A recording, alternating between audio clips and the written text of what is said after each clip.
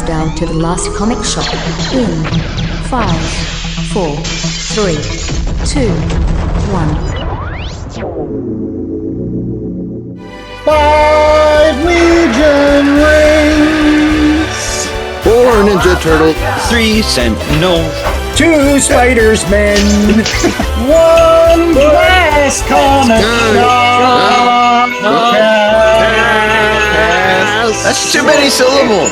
Oh, it doesn't work. We've been on the eggnog. We're getting coal in our stockings. Man, again, what do you put in this stuff, J.A.? Boy, you could start cars with this. It's the raw eggs. Welcome back to the Last Comic Shop podcast. I'm the host with the most, Andy Larson. Happy holidays! Happy holidays to all of my really good friends that join me every single week to talk comics, including 2 of my bestiest friends, my co-hosts, Jay Scott and Chad Smith, as well as my other bestiest friend, Mikey Wood. Hi. Has joined us again for another DC book here in DC Ember. That's right. Yeah. All throughout the holiday season, we'll be reading DC books. This is our 4 out of 5. And before we get to that book, which is the New God series, the new one written by Ram V with Evan Cagle on art, I wanted to quickly throw it back to last week's book. And we talked about that fever dream that was the first 10 issues of Warlord. And Mikey wasn't on that show, but we commented that Mikey has a lot of Warlord issues. Nobody wears pants on that book. Not a lot of pants. They're all swords. Lots of exposed skin. He got there and immediately took his pants off. It's like the first thing he did. No, I think, as far as we can't do Conan, so this is what we have. As far as books like that are concerned, it's probably my favorite that I've read. I really do enjoy it. I've got a lot more to read. I think with Chad helping me out in dollar bins all across the United States of America, I think I actually have maybe a full run by now. I think I maybe. So there was a 6-issue miniseries that came out after it. There was another 10-issue thing that came out, which is sort of a New 52-ish reboot. I don't know if it was during New 52. But then there was a 16-issue thing that Grell did, where it's Travis's son and all this other stuff. And they're surprisingly, they're $7-8 an issue. It's really weird. I was going to ask, how do you feel about him being named Travis? Kind of works with his goatee, the Travis Morgan pirate thing, but anyway. Yeah, I think they realized how bad the name was because they just call him Morgan after issue 3. Yeah. It had to have been at least decent. It ran for 170 something issues. Yeah. Somebody was buying it, For sure. People that like redheads, they love it. Those people with maces for hands, they love it. There you go. How did you say his buddy's name? We got to know. Machist, I think. You can't say it. Like machete, oh my. but machiste. It's a French word that means male chauvinist. Like macho. Yeah. He's machiste. Yeah, so that makes sense. I like machiste, like cheesesteak. That's me. Regardless, we're not talking about Warlord on this week's show. We're talking about New Gods. Just recently wrapped up last month, but we're only reading the first 6. So the first trade, I think it's called The Sky is Falling. Falling Sky.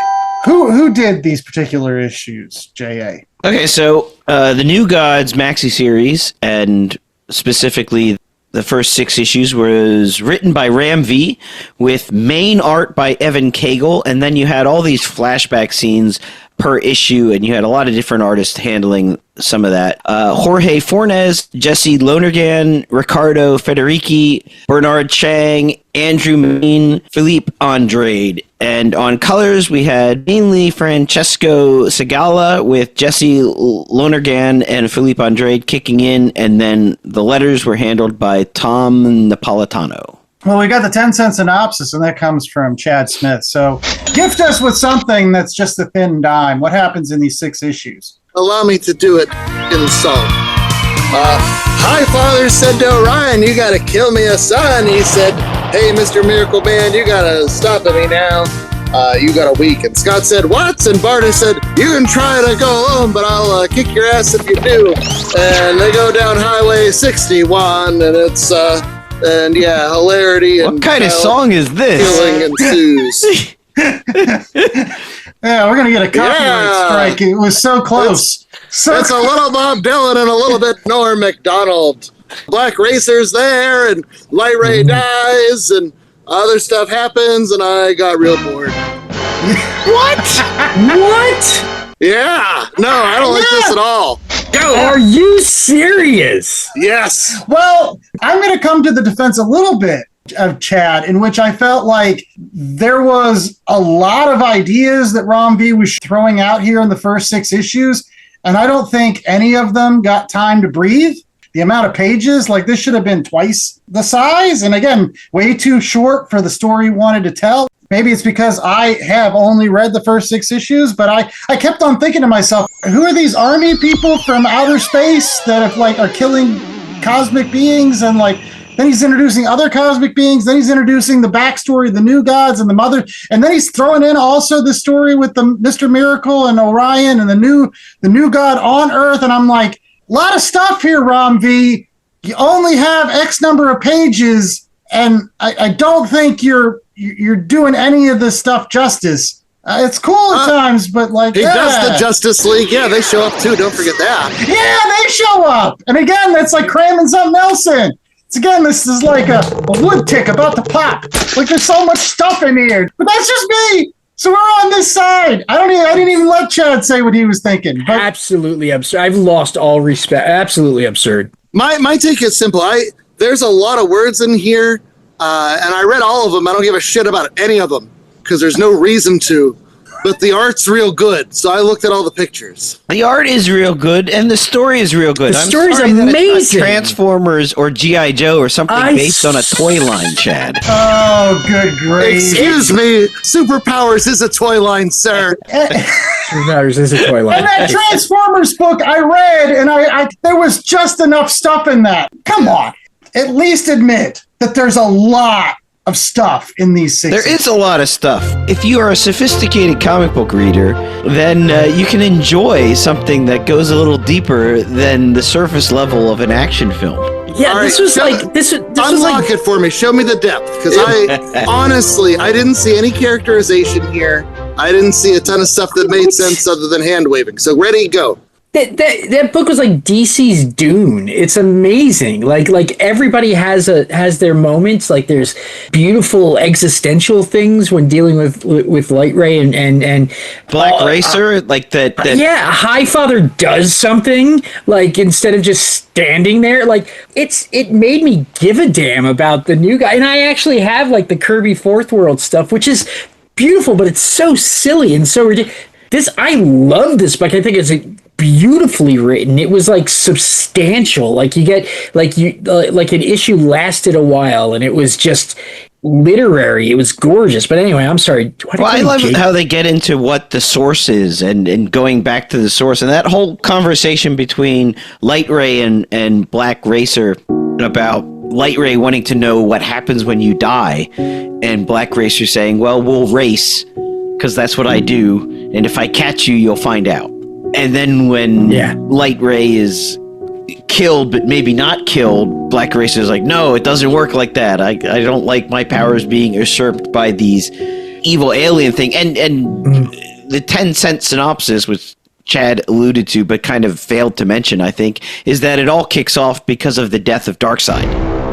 Yeah. So Darkseid is dead, and so now there's no balance in the world because you don't have you just have Allfather but no Darkseid, and so Darkseid was like king of the bad people, the evil people, the darkness.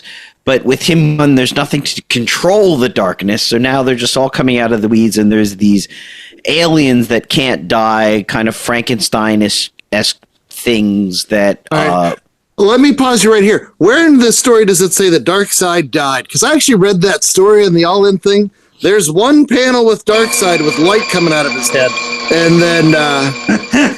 They mentioned Darkseid being gone a bunch of times. It's like the third page of New Genesis. Metron says, "Did you feel it? Darkseid is gone. Perhaps you should mourn him more than you'd like."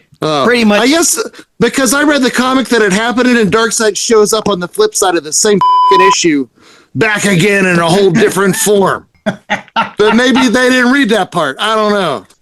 Help me out. what I Don't was get angry because I am angry and I don't even know why.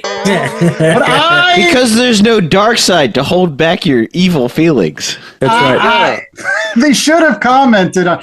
It makes sense. I mean, dark side is the big lion. You get rid of the lion, then all of a sudden, all the hyenas and the jackals come out of the woodwork to feast on. They mentioned dark side being. Did you guys read it? Like, I read all the words. Listen, I read it, Mikey. I feel like there were two stories here, two like parallel plots going on here. There was the story about. I know there were two separate stories going on here. And I feel like Ram V would have been better served if he would have spent more time with one and or the other. See, you know what that is? You know what that is talking? That's a Marvel guy talking. No, that is a dude that has 25 pages. To be blunt, actually, the reason why I didn't particularly like this is because I felt like the Mr. Miracle story and the Orion story, Barda story, that got short shrift. I really did. I thought the more interesting story was the story about the invasion of New Genesis, what was going on with Highfather, what was going on with Light Ray, with Black Racer. There were these dudes with guns, and I didn't understand why they were there and why they were trying to get that kid. Like, I didn't get that part. Well, that's because you haven't read the rest of the series yet. And they talked about that, though. We are reviewing the first 6 issues, J.A. Not yes, I know.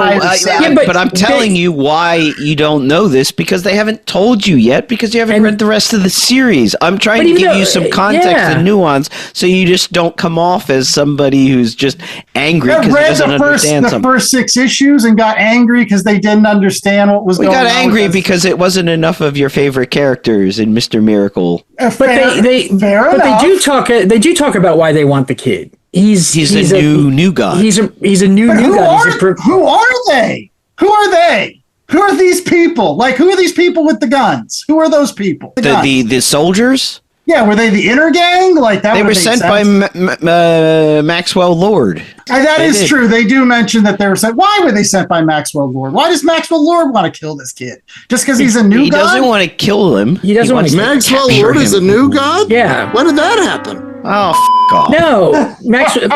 Chad, no. Like they. It's okay to not like it, but don't be a dick. No, but seriously, is Maxwell Lord a new god? That was a legit question. I don't remember that. No, the kid's a new god. The kid's a new god. Is not a new god. Maxwell Lord is a power hungry, son of a bitch, and he wants the powerful kid. The kid's a game changer. Now, there was a theory that J.A. and I spoke about a little bit, how we thought that maybe the kid is actually Darkseid. They haven't really said no.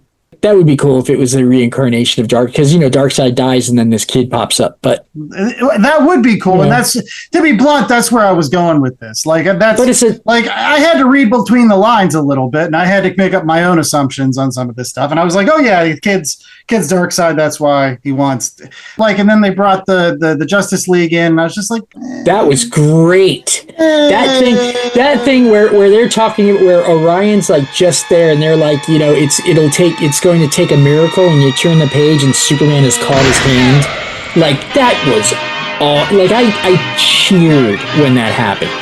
Like, I think the thing is that this is written as a series. It's not a self-contained. Every issue isn't a self-contained story. Every issue feeds into the larger story of things. The reason they put it into a 6-issue trade paperback is because that's how the market works. You're not going to get the whole story because it's not the whole story. It would be like if you read the first 6 issues of Watchmen, you'd be like, what is this? I'm honestly genuinely surprised. Like, I really am. I really am surprised because I was like, I love that book. Like, I also like Ram V. I think everything he writes is just big. And it's beautiful. It's a beautiful book to look at. I was not familiar with the artist at all. I don't know if you guys had seen any earlier stuff by him, but we did Dawn Runner last year. He did. Oh, that was Dawn Runner. So we were very familiar with Evan Cagle and with Ram V and their time together. And there was a lot of stuff that reminded me of the Dawn Runner, especially with his development of like the alien technology and the giant monster mech things or whatever. That was kind of cool. Again, I don't want to sound like I'm poo-pooing this, I enjoyed genuinely the stuff that happened on New Genesis. I enjoyed the stuff with Highfather. I really enjoyed that issue with Black Racer, primarily because of the Philippe Andrade art. Because I thought for the first time ever, like, Black Racer looked pretty much as cool as Silver Surfer and not just like a dude on skis, because that's just kind of weird. This was like giving credence to a Jack Kirby design in a way that, again, it was like Trad Moore with Silver Surfer. Like, it was different, and I liked it. But again, the Mr. Miracle stuff, it's there because he's popular, and we're going to pull in a lot of the stuff from the Tom King series because people already know about that shit. And I was just like, that's cheap. Well, I mean, he is a new god, so, and this is a book about the new god, so he's going to be there, but it's not just about him. It's not a Mr. Miracle and Barda New Gods book. It's a New Gods book with them. So, and that's, if I'm going to jump back in, the original New Gods, the Jack Kirby New Gods, I struggled with that too. Well, eventually I came around to appreciating the ideas, but it took me a couple go-rounds to crack that open and to make sense of it. In this, like, I never felt like I was given a reason to care about anybody, let alone background on who people are, or like, this just, it seemed very impenetrable to me, and I've got 30 years of comic reading behind me. As wonderful as the art was, and I agree with Andy that Philippe Andrade Black Racer, that was really great. But I had such a hard time caring, and none of the issues gave me a reason to care. Wow. So that's just really weird to me. I don't know. You'll have to let me know when it wraps up if you guys read the back half and it's like, oh, this is this great, wonderful thing. Or if it's, as I suspect, just a real pretty waste of time. I'm on issue 7 and it's great. But who do you care about? Like, what's your connection? You know, I care about all of them. Like, it's like I worry about New Genesis. I worry about the kid. I worry about. You're concerned about New Genesis? Yeah, like it's you know, I found it to be the lowly citizen of New Genesis who's going out to get their milk and eggs in the morning. And no, it's like how it's defended, and this is a space opera book. Really, it's like I said, it's like Dune. It's like, it's not a superhero book. It's a sci-fi book that just happens to have superheroes in it. All of the stuff that's written from the point of view of the New Gods philosopher and one of the founders of New Genesis, all of that stuff is just beautifully done. It's like reading biblical passages, but like they're learned books. And I don't know. I also find it interesting anytime you take something like the New Gods, they're these, especially when they're on Earth, like Barda and stuff, they're seen as ridiculously superpowered beings. And then these aliens show up that can kill them.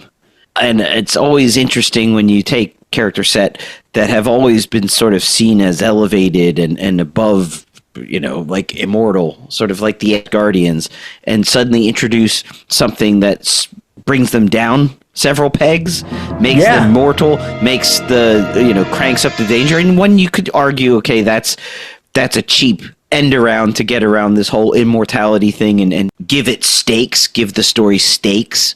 But because then you get to see how these people who have dealt with immortality their entire life suddenly have to deal with death and deal with something that they never thought applied to them.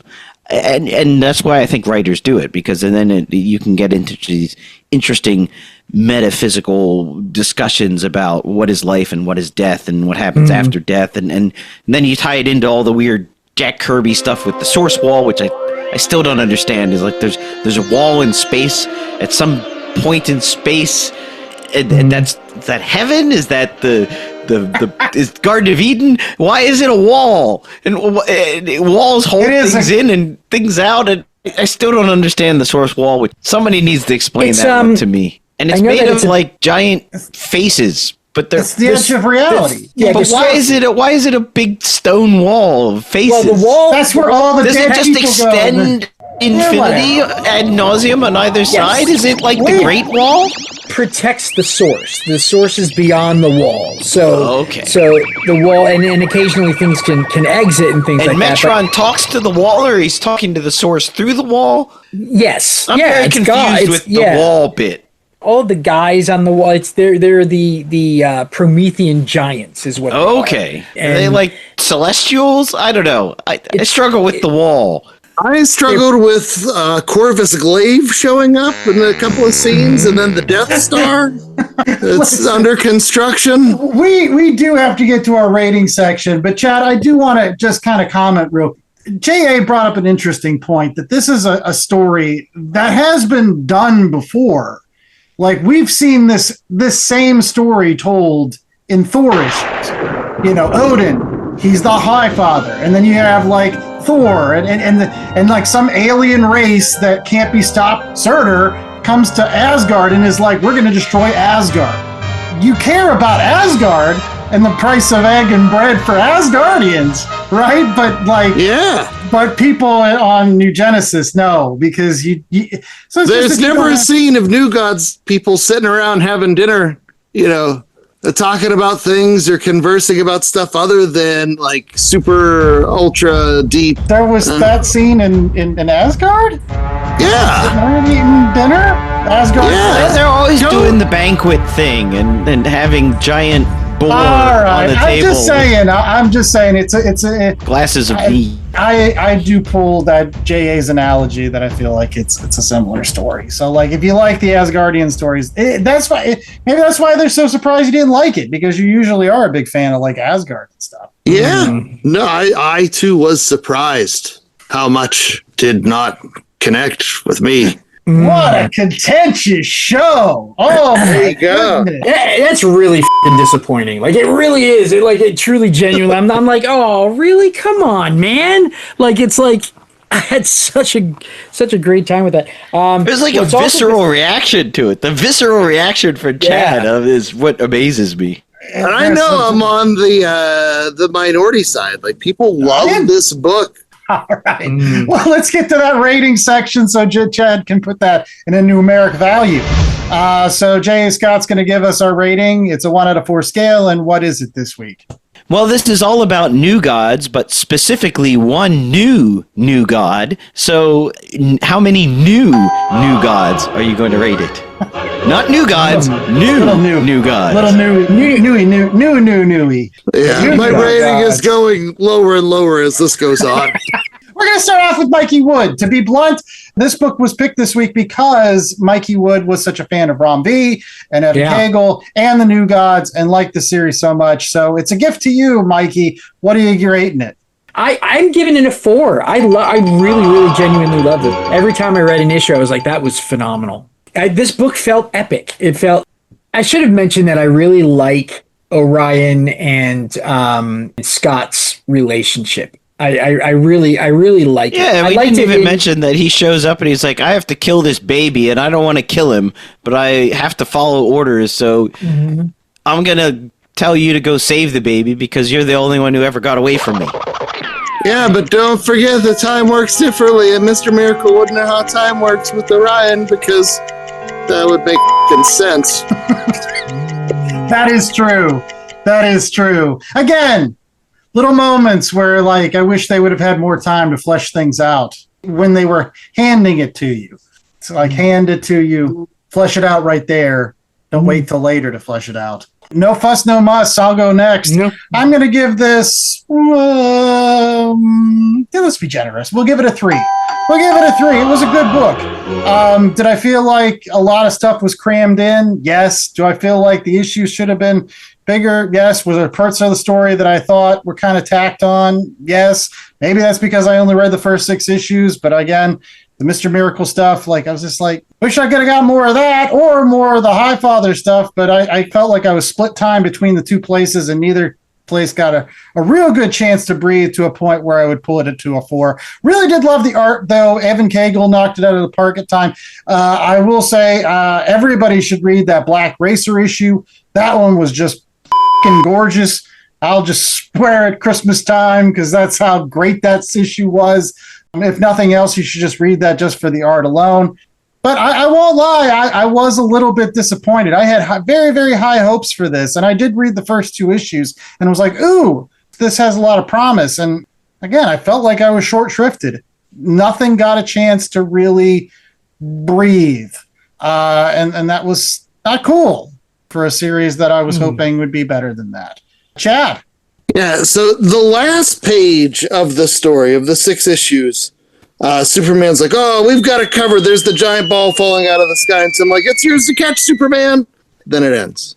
And there's like not even like a hint of, oh, this will be continued, or not even like. But it's a 12-issue maxi series. So obviously it's continued in the next issue, Chad. Yeah. I mean, that to me is a disingenuous comment. Cliffhanger, did he catch it or not? So you get the next issue. Yeah. How long have you collected comic books? A long time, and I've read a lot of comic books that can tell me a story that's a cohesive story. Here's my problem, and I think one of the reasons I get I'm agitated by this is because it did take me a long time to come around to Jack Kirby's New Gods, because it's a lot of ideas, it's a lot of science fiction stuff wrapped into religious themes and all this other stuff. It always kind of bothered me how DC made the fourth world such a focal point of their mythos, because like Batman shouldn't fight Darkseid. So much of DC doesn't make sense in my head, but to have your universe built around Darkseid and these fourth world concepts, and then have like Superman and Green Lantern in there, like it just doesn't compute in my brain. And then I read these stories, and not only does it not compute, but then Superman and company show up, and I'm like, what the heck are you doing here? And then like I just get this incomplete chunk of it. It was so frustrating. Now, could this possibly turn into something like a worthwhile experience if I was willing to go and read the rest of the story? Yeah, but I don't think I'm getting there. Andy brought up all the Thor stuff, which everybody knows, like, oh, the New Gods was built out of a Thor premise that Jack Kirby took to DC, and, but Thor had joy in it. Thor had moments of heart. Thor had moments that made you care. And I'm not a Dune guy. Like, this all seems bleak and sucky and sandworm sucky, if you want. I don't know. None of it connected in the least, except for the art. The art's real pretty to look at, too. You know what this reminds me of? Speaking of 2, The Matrix 2. And I remember going to see The Matrix 2 with all my pretentious teacher friends. And like, oh, it's such a great movie. Oh, there's just things you didn't understand. Oh, it's a whole big metaphor about organized religion, and there's this going on. And that's why they're in this sweaty dance stuff. You know what The Matrix 2 was? A sucky-ass movie. And it took all those pretentious dinks 3 years to figure out that it sucked. All right, 2. J.A., wrap us up here. No one's saying that you're pretentious, Chad. You've got that covered, J.A. There you go. Yeah, it was a 4 for me. I really enjoyed it. I loved everything that he was trying to deal with and argue with, and I loved I'm really invested in the story of the kid.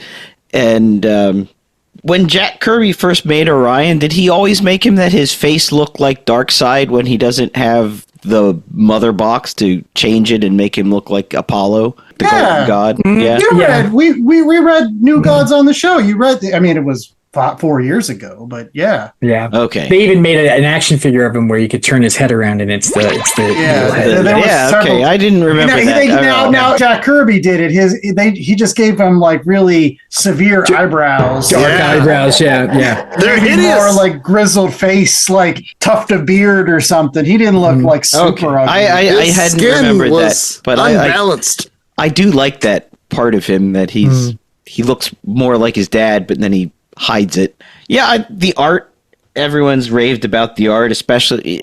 I really like the dream sequences or the throwback sequences where they used, as we say, we talked ad nauseum about the Black Racer and Light Ray Philippe Andrade art, but I thought some of the other sequences were also really well done. I thought that was a good way of getting guest artists in and also helping, just from a sort of workload standpoint.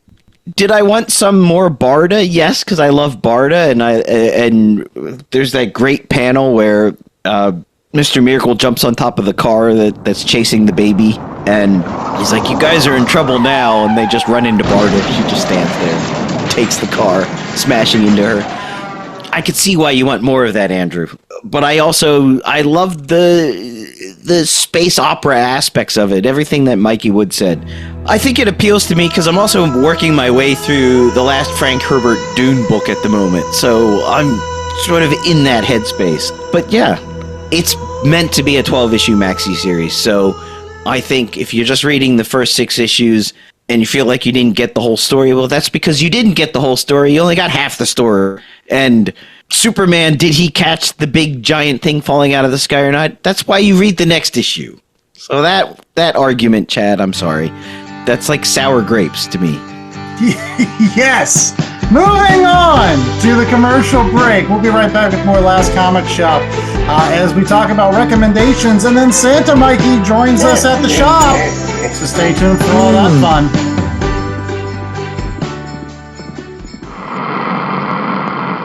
BCWSupplies.com has everything a comic collector could need. Boards, bags, long boxes, and so much else for our ever so increasing collections.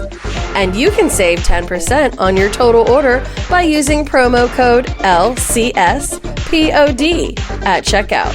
Not only does this take 10% off BCW Supplies' already low prices, but it supports my favorite podcast, The Last Comic Shop. So get all your collecting gear at bcwsupplies.com and save 10% on your order with promo code LCSPOD at checkout. That's LCSPOD at checkout. Happy hunting! Hey guys, it's John from New Dimension Comics. Did you know that every Thursday at 8 o'clock on YouTube, you can watch me and Justin talk about all kinds of cool comics, reviews, nerd news, and just random stuff as well? Make sure you check it out at YouTube. Just search New Dimension Comics Presents The Toddcast. Then, while you're at it, go to ndcomics.com, check out all of our stores. And we also run a con in Pittsburgh, Three Rivers Comic Con. You can check that out at threeriverscomiccon.com. All right, we're back with more Last Comic Shop, and it is now time for recommendations. Yes, that time of every single show where you might be going out to your local comic book shop to pick up New Gods by Ron V and Evan Cagle and a bunch of other folks. And you might be picking up in single issues, then this first trade that's out there. Eventually, I'm sure they're going to put it out in the hardback and in the absolute edition and this and that. But it just did wrap up last month, so it's available in all of its goodness. You don't have to just read the 6 issues we did. You can read it all if you so choose. But here's some other books that, again, if you got those Christmas dollars, burn a hole in your pocket after Christmas. Go out to those sales. Go to your local comic book shop, pick this stuff up. We're going to start off with J.A. J.A., what do you got for folks to pick up this week? So if you want a little bit more New Gods, specifically Big Barda, I recommend picking up Birds of Prey, the Kelly Thompson series. Sammy Basri did the art on the last issues. It just finished a couple of weeks ago with issue 28, so you can get the entire series. All 28 issues now are available. We reviewed the first 5 or 6 issues about a year ago, maybe. That's in trade. I think the second and maybe even the third one are already out in trade, but you can get all 28 issues. It was a really good run, really interesting writing by Kelly Thompson and some great art too. So I really enjoyed it. I think actually right now DC is putting out some of the best work at the moment, which is weird coming from me because I was generally, growing up was a Marvel guy. But right now, really disappointed by the X books. The Silver Surfer, I was glad to see a Silver Surfer series, and then it ended on a sour note to me. I didn't think they stuck the landing just to introduce a new Silver Surfer and get rid of Norrin Rad for a little bit. The way they did it, I thought was ham-fisted. So I've been really enjoying. I really enjoyed the New Gods. I enjoyed this Birds of Prey run. I'm enjoying the ongoing Wonder Woman series and the ongoing Batteries. So I would say get Birds of Prey. Well, there you go. My recommendation this week is kind of based on not only last week's talk about the best action figure playsets, but my love of a group of characters which I think are very similar in some ways to the New Gods, and those are the Masters of the Universe. That's right. You want to give a shit about something? Give a shit about He-Man, Skeletor, Teela, Man-at-Arms, Ram-Man. Sure, they're based on toys, but there's a lot of really great comic books that you can read featuring these characters. And finally, I got around to reading one of the ones that was released as a lead-up to those Kevin Smith Masters of the Universe Revelation and Revolution series on Netflix. This one was called Masters of the Universe Forge of Destiny. And it's really cemented, in my opinion, that Tim Seeley is arguably one of the best Masters of the Universe writers out there right now. Like everything that Tim Seeley writes when it comes to the Masters of the Universe or other licensed properties or just comic books in general, I really love hacking Tim Seeley. He does a great job as both a writer and an artist. But I really enjoyed Forge of Destiny. You really don't need to know much about the Masters of the Universe shows that are on Netflix to enjoy this. It gives you all the characters from the basic cartoon series. You got a Prince Adam that has just gotten the sword recently, still working through some stuff, still trying to balance being He-Man and Prince Adam, still having a burgeoning love for Teela, yet Teela kind of loves He-Man because he's the dude actually taking care of shit. And she doesn't see Adam taking care of the shit because he looks all big and muscly. But you also have some really neat concepts that have been throughout Masters of the Universe mythology for a long time. The constant battle between technology and magic. They put all of the technology into the Gar race that kind of Skeletor originally comes from, Keldor or whatever. And they have all the magic with Eternios, and they've had kind of like a little bit of a Cold War when Skeletor and Evelyn steal an ancient liquid metal from Anwat Gar. It turns that Cold War into a real war that He-Man's got to stop. They steal mercury, is what you're saying. Magic liquid. It can be forged by your imagination. So eventually He-Man and Skeletor use it to create all those weird, wacky armors that they would give did they use it to create the armor that you could touch and train the battle damage? Yeah, they do it all. Like the flame armor, ones you didn't even see in real action figures. It's kind of cool. Like, but they go through them all. They're like morph one after another. And I'm just like, that's awesome. Got really great art by Eddie Nunez. A lot of great characterization for, in essence, again, action figure characters or whatever. I enjoyed it. It made me, again, realize that I really do love Masters of the Universe when it's told right. Chad. So I'd like to talk about a Rom V story about a timeless god who is going through and bringing death to people. But this one I enjoyed. It's called Rare Flavors.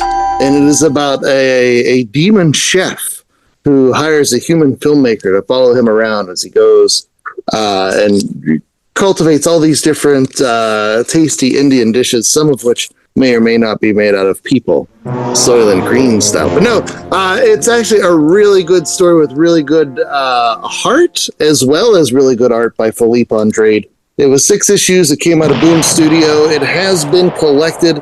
This was a Rom V story that had the heart and characterization that I felt I wasn't getting out of New Gods. So if you try New Gods and decide, oh, that's not for you, don't give up on Rom V. There's good stuff out there for folks like us, like Rare Flavors. I'm trying to work in how we could say amuse-bouche. It is amusing. It is amusing. Any case, Mikey, wrap us up. So I think since we did mention Dune, our old pals at Abrams Comic Arts produced a 3-book graphic novel adaptation of the original Dune novel, adapted by Brian Herbert and Kevin J. Anderson, and had art by Raoul Allen and Patricia Martin, and they're really, really well done. And there's 3 hardcovers. You can find them relatively inexpensively on Amazon, which, you know, pisses me off because I bought them when they first came out. I'm looking at volume 3, it's like $11 brand new. They're hardcover, they're really well done, they're really pretty, as is everything from it seems that Abrams Comic Arts puts out, and they're really good. It adapts the story in a pretty clear and visually wonderful way that's separate from the movie. So it's not, there is also, it's weird because there is also a graphic novel adaptation of Dune, the most recent movie, as well as the Marvel one from years ago with Bill Sienkiewicz art, but this is separate from that. So the production design work in this book is different and things like that. So they're really good. So if you are like me and your attention deficit disorder is insane and you have problems reading a full novel, you know, get the graphic novel version. In this case, it works. No, my secret shame is I still haven't watched the Dune movies, either one of them. because they're all over long and they seem real bleak and like they don't have any joy in them either. I haven't watched them either, but that's because I don't know. I'm worried that like it'll sully my experience. It's going to sully your love for the David Lynch? No, like the book. Like, I enjoyed the. See, that's I have a friend here who's very much the same because he loved the Dune series, and then he saw the David Lynch Dune movie and he hated it, and so he swore off ever watching Dune again. And said, "No, you should really watch the new ones. They're much more faithful to the book, but they change the things that would be problematic. Like they don't have the little toddler walking around speaking like a 30-year-old." Yeah, they change interesting things. They change it in ways that work. Yeah, for the so like Aaliyah, they deal with Aaliyah in a good way. It took me a while to appreciate. The first time I tried to read Dune, I thought it was as dry as the sands of Arrakis. I really did. I was like, oh my God, when is anything going to happen in this book? And then, years later I tried again and I was like, okay, all right. So it's more political thriller. And then there's a few, but the Dune movies are just, they're beautiful and big. And it's the same thing I liked about this book. So yeah. Yeah. And Brian Herbert's son of Frank Herbert and Kevin J. Anderson, they of course finished out the Dune series and they've done all the prequels and everything. So it very much know how to write about Dune, the Dune universe. You should go back and listen to our episode all about Dune and House Atreides, which is from our very first season of The Last Comic Shop. Still available on our Evergreen archives over there at www.lastcomicshoppodcast.com. We will be right back with more Last Comic Shop and Santa Mikey's visit to the store. So stay tuned for that.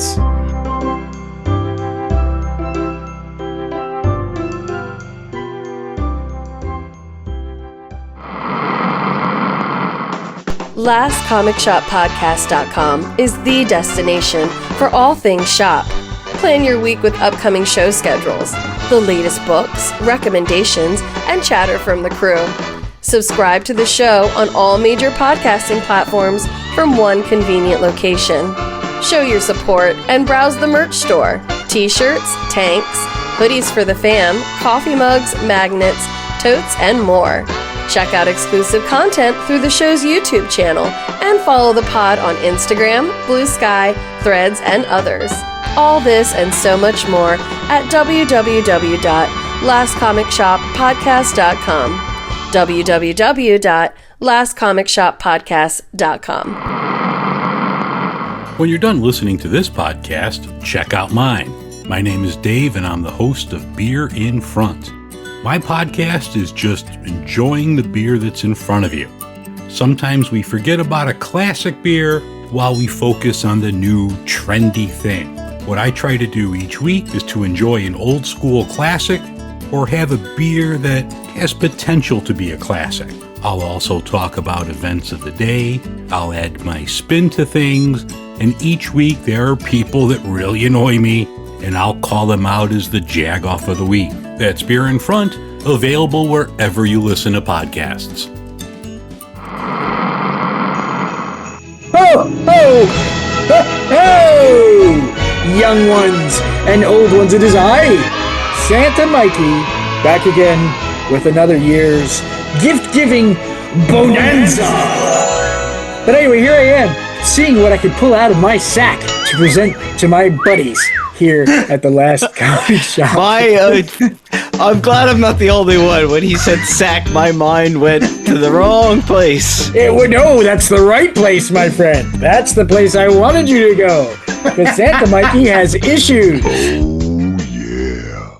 Money is no object. It just isn't. We don't care for that here. So I'm going to be giving out some things that you can actually buy, and some things that you probably can't buy. None of you guys anyway. And some things that we wish we could buy. So I think I'm going to start with my buddy Chad, because Chad was a grumpy Gus about the book that we bought last led. So I want to bring Chad joy. And Chad, you know what I'm going to pull for you out of my magic bag? What's in that magic bag? I think I'm going to get you one of those fancy coffee tables that has a glass top, but it's actually Han Solo frozen in a block of carbonite. Ooh, It's a big, long there coffee you go. table. You put it in front of your chair so that you can watch the Star Wars films on a lovely TV. You put your feet up on Han Solo himself. It's a conversation piece. There is no actual human being in it. I've made sure of that. So that's what I'm gonna present to you, because that is something that I know that I would want. So I'm giving it to you. Rest your beverage right on his face. That's right. There. Thanks, And Tom. yes, and actually, believe it or not, that is something that you can buy. It is $6,000. Wow. Yes, you can purchase that. You can purchase. Thank you, Santa Mikey. You're welcome. Yeah. You're my first hoe. We would be There's 3 hoes here. we would and be you're my honored first if you would join us for popcorn. That's right. That's right. Okay.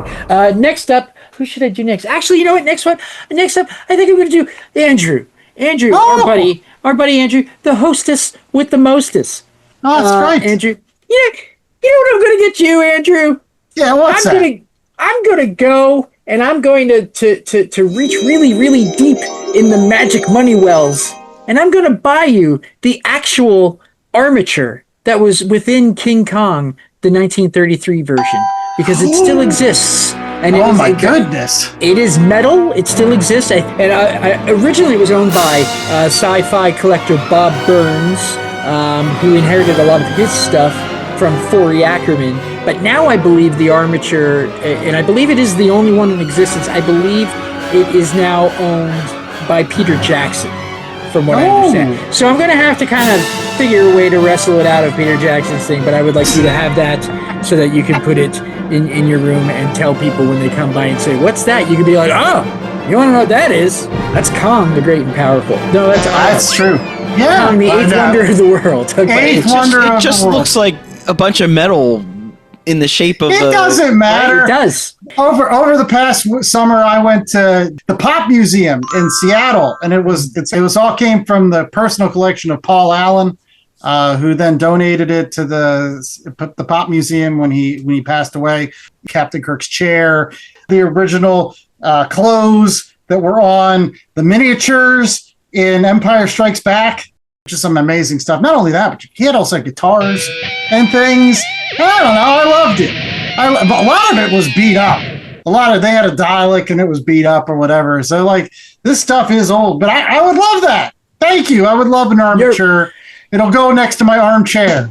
I'll have an armature and an armchair. That's right. That's right. Again, a conversation piece. Okay. And now for my third hoe, the one who's furthest away from me. I believe, J.A., I think this year, since we're talking about things that are actually out of our reach, I think I'm going to purchase for you the Sword of Atlantis, the actual prop used by Arnold Schwarzenegger in the original Conan the Barbarian film, spun around his head and used to lop off arms and heads all about wherever they filmed that. I think I'm going to get that for you, so that you can hang it there on your wall, use it for home defense, however you would like to. I know that you can purchase one from Amazon that is a letter opener, so that's probably more realistic. But because I'm Santa Mikey, I'm giving you the real deal, man. The real hero sword, the one that's actually apparently super heavy. So, but that's for you, and I hope you enjoy it. Who wants a miniature version of something when you can get full balls to the wall and have a giant friggin' sword? That's right, J.A. What is best in life? To hear the lamentations of the women's. That's right. That's right. Lamentations. That's right. And actually, it is 27 inches long, and with the handle, it's 36 and a half inches long, by the way, in case you're curious. Wow. Yes. You know who owns one of the Conan swords, by the way? Who's that? Rob Liefeld. Really? Nice. Yeah. Good. In the realm of shit that comic book artists own, I think Rob Liefeld's Conan sword beats McFarlane's baseball. There you go. Which baseball did he own? The one Mark McGuire. And who wants to own a juiced baseball? Probably dripping with steroids by now. Surprised it hasn't disintegrated. I imagine most of the steroids have drifted off by this point. That was 30 years ago. You never know. That shit stays in your system, man. Yes. Well, thank you, Santa Mikey, for all of these fantastic gifts that we can have, Christmas dreams about. You never know. It's the least I could do. It's the least I could do because you give me the gift of being a guest on your show all the time, and I really appreciate that. Well, we appreciate you being around for our show as well, Mikey. Are you going to come back for our season 6 kickoff? We're going to have everybody come back and read those issues of Spectacular Spider-Man by J.M. DeMatteis and Sal Buscema with the lead up to the death of Harry Osborn. So we're hoping you can come back for that, right, buddy? Yeah, why not? I've never read a lot of Spider-Man, so I might do that. Spider-Man. I just got Spider-Man's comics. Spider-Man? Make sure that you're reviewing, and subscribing over at www.lastcomicshoppodcast.com so you don't miss this upcoming episode, again in 2 weeks, as well as you don't miss next week's episode. It is our year-end review. That's right. Chad's been crunching the numbers to give us all of that great data that all the kids hanker for all year. So it'll be a late Christmas gift to all of you. Come back next Tuesday for not only that, but our review of Batman Year One to wrap up DC Ember as we set the stage for what could be the biggest Bat year ever, 2026, the 40th anniversary of The Dark Knight Returns. We will have that as our 300th show. So rate, review, and subscribe now so you don't miss any of this fun. And you know what else stays in your system? It's the Last Comic Shop podcast. But we don't want to be the last comic shop, so we encourage everybody to get out there and check out some comic books at a shop near you. That could include things like The New Gods, which just wrapped up last month, so all the issues are available for you to get the full story. That could include things like Birds of Prey, that also wrapped up last month, or Masters of the Universe, Forge of Destiny, which also wrapped up a while back, but the Tim Seeley keeps putting out Masters of the Universe miniseries. They're lots of fun. Or Rare Flavors from Ron V and Philippe Andrade. Or finally, The Dune, the graphic novels, courtesy of the folks at Abrams Comic Arts and the progeny of Frank Herbert. All that and more waits for you at your local comic shop, so check that out today. And then swing back to our website, www.lastcomicshoppodcast.com, for links to episodes, links to our socials, our Blue Skies, our threads, our all kinds of other stuff, and links to our merch store. Jay, what are we offering this week? Well, it's the Christmas season, so you still have time. If you order today, you'll get it in time for Christmas. The Last Comic Shop Podcast Christmas Special Design t-shirt. You can always get the normal one on tote bags, coffee mugs, hats. And this week, if you get it in black, they'll throw in a pair of skis for free. Oh, it is that time of season where the Black Racer can be riding down the shush. Hey, and the Olympics are coming up. Maybe JA will come out with a Last Comic Shop Winter Olympics shirt. All the logos linked together like rings. 5 Legion rings. Mikey, where can folks save money on all those comic book supplies that they may need for all of those Christmas purchases and things that their loved ones are getting them this year? Well, that would be BCW Supplies, sir. BCW Supplies are wonderful people out there in Middletown, Indiana, and they produce some of the best comic book supplies, backing boards and bags and boxes and fancy boxes if you want to go fancy, Mylar bags if you're going to be that kind of guy. You know, they sell all of that stuff. And the fun thing about us is that we offer a wonderful little coupon code that you can put in when you're going to check out. LCS POD. It's LCS for Last Comic Shop, POD for podcast. So LCS POD. Get yourself a little discount off your purchase there from BCW. Yeah, you don't even need a reason. Just do it. Just do it. You know, your comics are in piles and they need to be organized. Just do it. Just go. You got that Christmas holiday coming up. Rebag some of your stuff. Rebox some of your stuff. Get that stuff from BCW Supplies. There's those people at the post office. They're already working overtime. You might as well just give them more stuff to ship to you.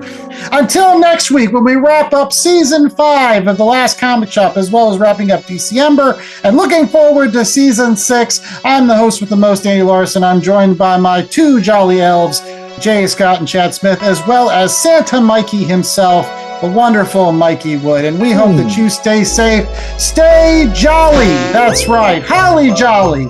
Have a holly jolly Christmas, everyone. It's the best time of the year.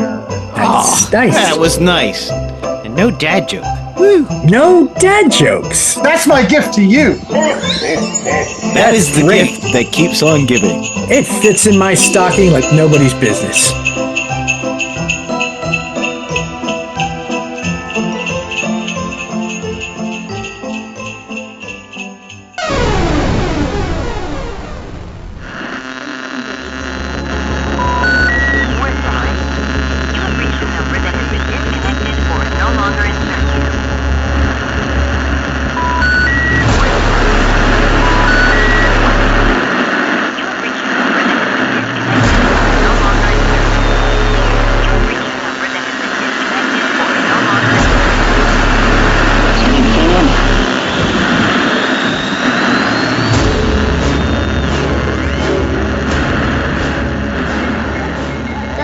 Comic Shop Podcast was a 2025 Black Angus production.